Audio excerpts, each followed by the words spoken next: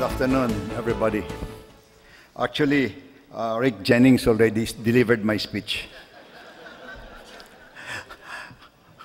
I probably will just be elucidating on some of the points he raised. And first, I begin by congratulating ex-President Fidel V. Ramos for the well-deserved recognition that you have awarded him this afternoon. You know, I was also quite fortunate not just to have been a friend of his, but to have participated in the LEDAC meetings during his term as president. I was then the senior vice chairman of the Appropriations Committee, and you could see how much emphasis he had given to the joint legislative consultations between the executive and the legislature. Also, he mentioned all sorts of informal fora. One of them was a meeting, if he remembers, that takes place on Thursday noon before he meets the press. So occasionally, I'm also over there to help discuss with his other people issues of the day. So I have a slight participation in that administration, and certainly gained a lot from my experiences working with the former president. So maraming salamat and congratulations, former President Fidel V. Ramos. Well, good day to all of you, and I would like also to congratulate the Joint Foreign Chambers for putting together this Arangkada Philippines Anniversary Forum, the second forum. And it's a welcome privilege to be here. I had thought that I and my Senate counterpart would be here, but at any rate, he is more involved in politics than I am. Probably. I believe that today's theme is inspired by the Philippine economy's strong promise. Realize the potential. Resonates the words of President Aquino at the World Economic Forum in Davos, in which, if I quote him, he said, realizing the long untapped potential of the Philippines, and his subsequent invitation for the global business community to join in riding the growth momentum. There is a growing recognition that the Philippines can be a growth leader among larger emerging economies. In January of 2012, the Joint Foreign Chambers held its first anniversary forum with the theme, Move Twice as Fast. Indeed, that is exactly what the Philippine economy has been trying to do. Amidst a weak global economy, last year, the Philippines registered a respectable economic growth of 6.6%, higher than expected and also higher than predicted. Former Economic Secretary Shell Habito, also coming from the Ramos administration, observed that the Philippine economic performance for 2010-2012 is a distinct break from its average performance from 2004 to 2009. Dr. Habito further singled out the growth in manufacturing and fixed domestic investment as a critical boost to positive structural change in our economy. There are other indicators as well. The annual inflation rate for 2012 is pegged or was pegged at 3.2%, at the low end of the official target of 3 to 5%.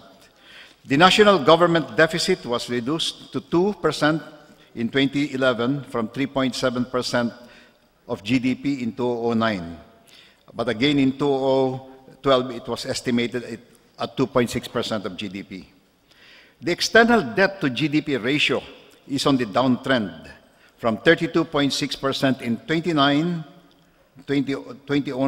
to 25.6% as of the third quarter of 2012. I think we realize the significance of this because we are regaled almost every day by the external debts of much bigger countries as compared to their GDP. Gross international reserves continue to improve.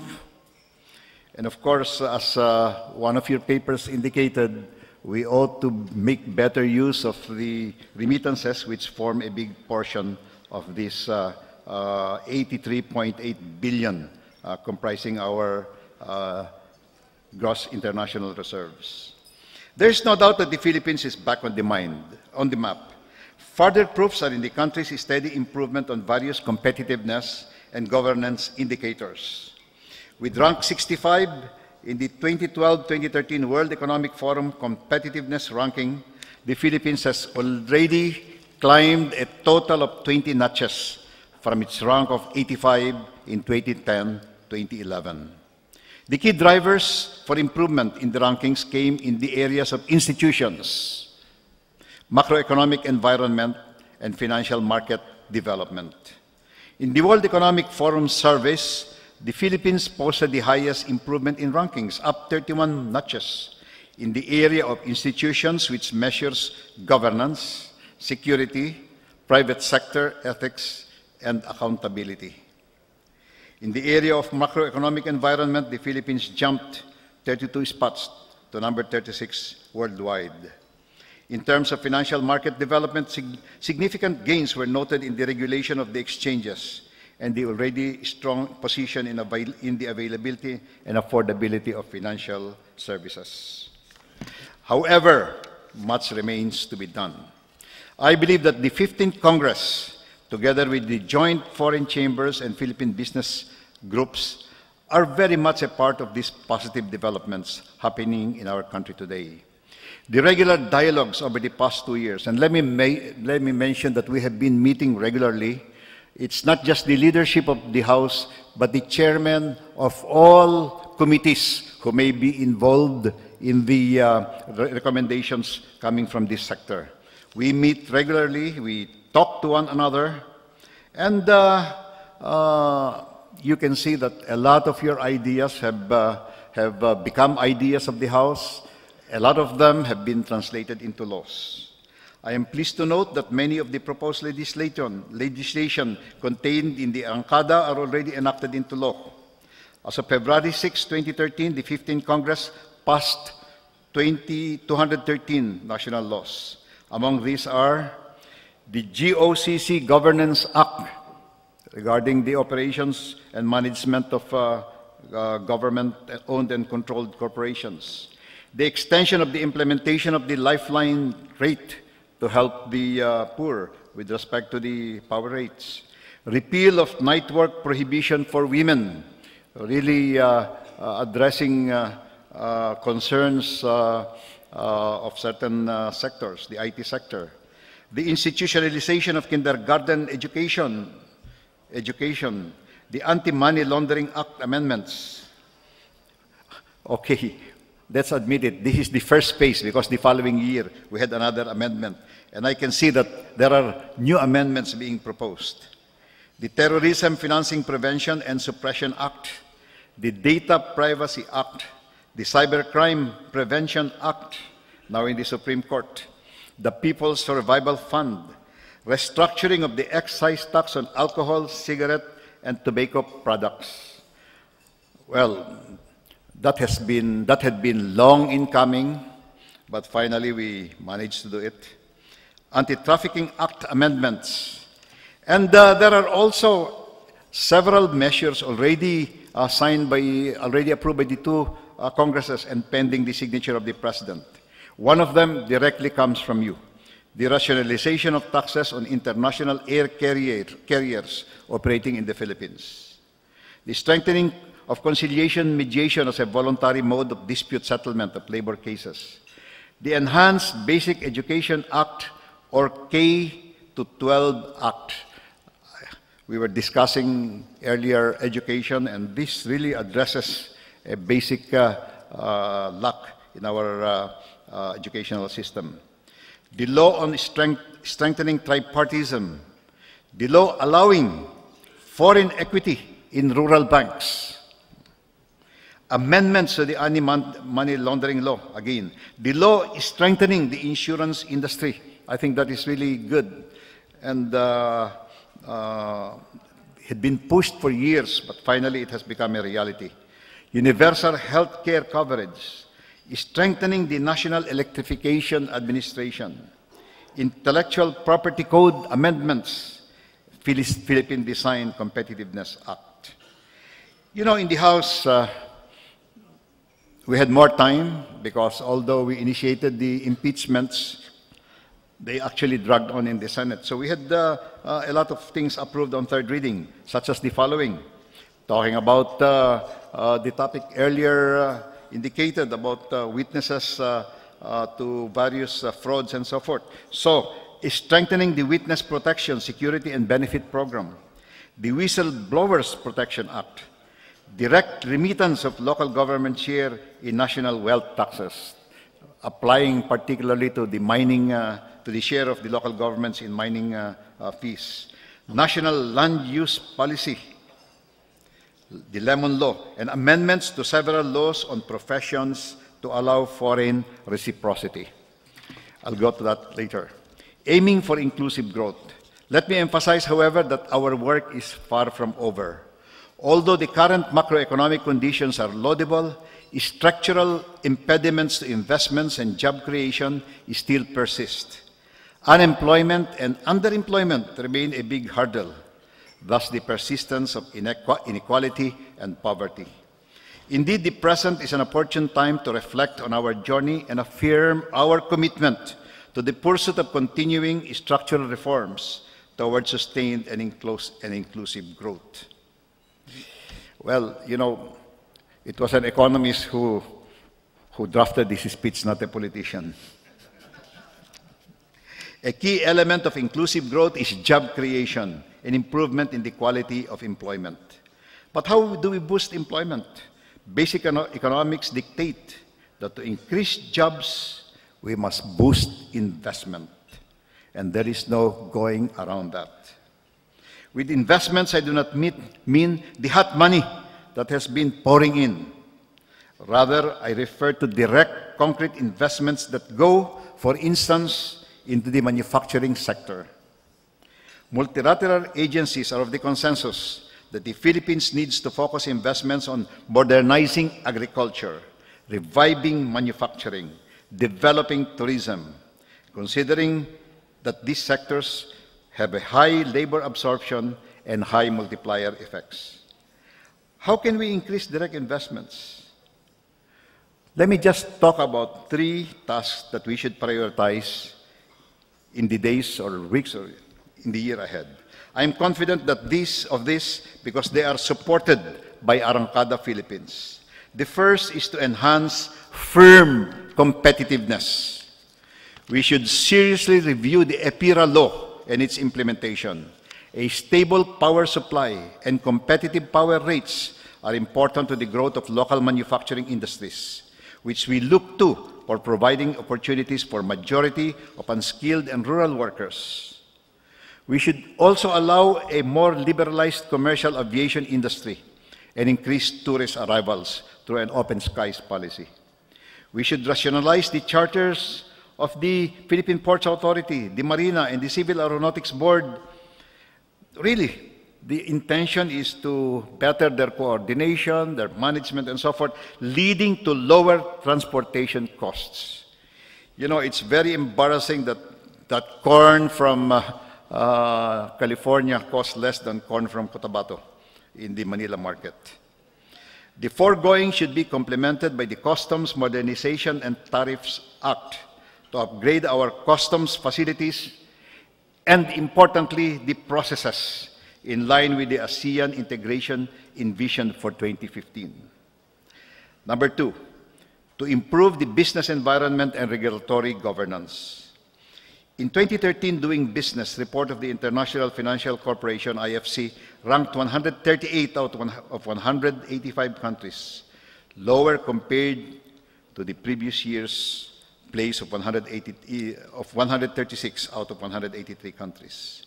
The Philippines posted lower scores in 7 of the 10 indicators. These include starting a business, registering property, and protecting investors. You know, I have a little experience here. When I was mayor in Quezon City, we actually tried to work on how do you lessen the number of signatures and processes to register a business, to get a business running. And really, it turned out to be a little bit more complicated than I thought, because so many of those regulations are embedded in all sorts of regulations, both national laws and local laws and so forth. But if others can do it, why can't we do it? While it takes 16 procedures and 36 days in starting a business in the Philippines, it takes up to only 3 procedures in Malaysia and 4 days in Indonesia. That's really very disconcerting statistic there. Delays in registering property in the land is mainly due to the lengthy administrative procedures, which takes about 39 days, while only 2 days in some of our neighbors, and so forth. Ultimately, we cannot discuss boosting investments without confronting the economic restrictions of the Constitution. The Senate President and I have been advocating for the relaxation of the restrictive economic provisions of our Constitution to allow Congress. You know, as I explained to you, we merely wanted to insert one phrase in key provisions of the Constitution with respect to ownership of land, the exploitation of natural resources, engaging in public utilities, education, and so forth. We merely wanted to insert, and it could be done by law, the phrase, unless otherwise provided by law. And by just inserting that, you empower the Congress, which means the Congress and the President, because Congress cannot act alone, giving them the freedom to be competitive, to have competitive regulations vis-a-vis our neighbors here.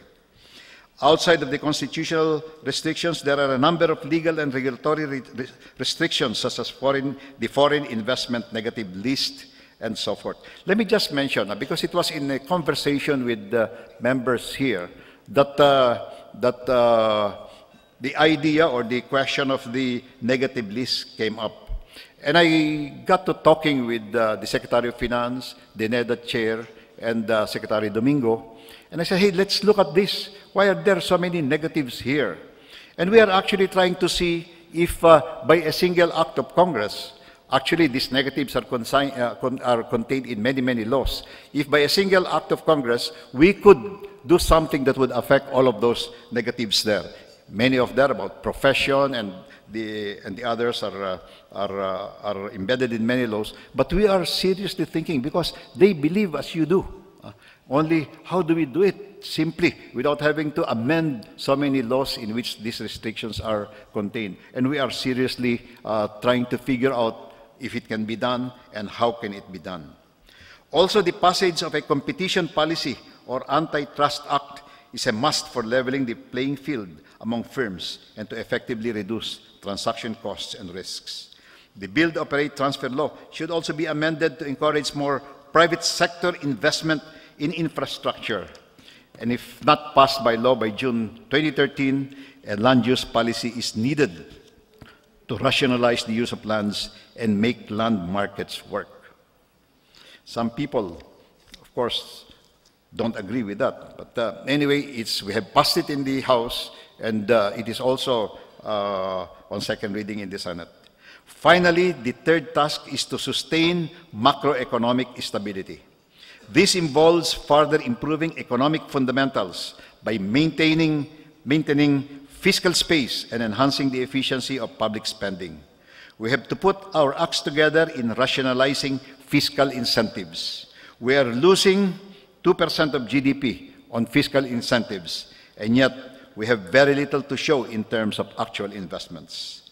Likewise, we have to seriously consider the institutionalization of a fiscal responsibility framework that imposes expenditure caps, full accounting of contingent liabilities, and establishes revenue rules, such as the non-passage of bills without certified corresponding revenue sources. Although the 15th Congress is about to close, many of these vital reforms measures are already in the advanced stages of the legislative process.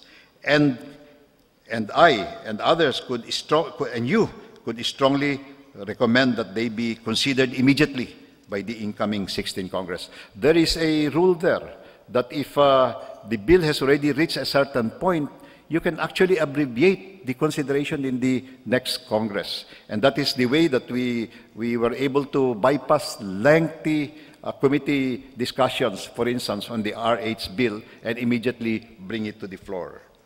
In closing, let me extend my deepest thanks to you, the Joint Foreign Chambers, for your support and cooperation. It is my fervent hope that our cooperation will extend well into the next Congress. Let us not waver on our focus and resolve to effect meaningful reforms. The reform process that we have started working on together should continue, and the seeds of change that we planted should be nurtured to their fruition. Again, on behalf of the House of Representatives, I have my colleague there, Deputy Speaker Erin Tanyada. I would like to express my gratitude, our gratitude to the members of the JFC and the Philippine business groups. Thank you all for your trust, encouragement, support, both formally here as well as in the private caucuses that we have when you are pushing some of these bills. And we understand you, we want to do them because I see that what you are doing really is something that will redound to the best of our people, our economy. Maraming salamat. Thank you. Mabuhay kayo.